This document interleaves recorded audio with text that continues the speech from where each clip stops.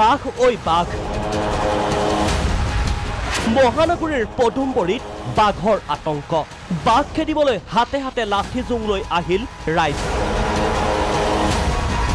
বিগত 3 দিন ধৰি মহানগৰীৰ পদুমবৰীত আতংকৰ সৃষ্টি কৰি আহিছে এটা নাহৰ ফুটুকিয়ে বন বিভাগক খবৰ দিয়াৰ পিছতো বন বিভাগে কোনো ধৰণৰ ব্যৱস্থা নোলোৱাৰ অভিযোগ তুলিছে ৰাইজে বাঘ ওলাই আচলতে ঢেকীয়াপতীয়া বাঘ অহা যোৱা কৰি আছে বহুত দিনৰ পৰা গতিকে গোটেই কথাটোৰ লগত জড়িত আমি গোটেই ৰাইজ আচলতে আতংকিত হৈছোঁ গতিকে আচলতে বিহিত ব্যৱস্থা ল'ব লাগে আমাৰ ঘৰৰ পিছফালৰ পৰাই বাঘটো ওলাই সাধাৰণতে মানুহে দেখা পাই আছে আৰু সময়টো তাৰ ঠিক 6:30-6:20 তেনেকুৱা সময়তে ওলাই আছে বসতিপূৰ্ণ অঞ্চল এটাত এনেকৈ যদি বাঘে অনবৰত বিচৰণ কৰি থাকে আমাৰ জনসাধাৰণৰ কাৰণে এইটো এটা যথেষ্ট ভাবুকি হৈছে বাঘো অহা যোৱা কৰিব লাগিল তেনেহ'লে আমাৰ জীৱনৰ কাৰণে এটা যথেষ্ট ভাবুকিৰ সন্মুখীন হৈছোঁ আমি ইফালে দেৰগাঁৱত নাহৰ ফুটুকি পিঞ্জৰাবদ্ধ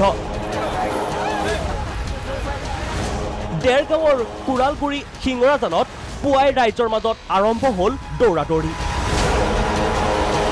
ঘন জনবসতিৰ প্ৰধান অঞ্চলটোত পিঞ্জৰাবদ্ধ হয় এটা প্ৰকাণ্ড নাহৰ ফুটুকি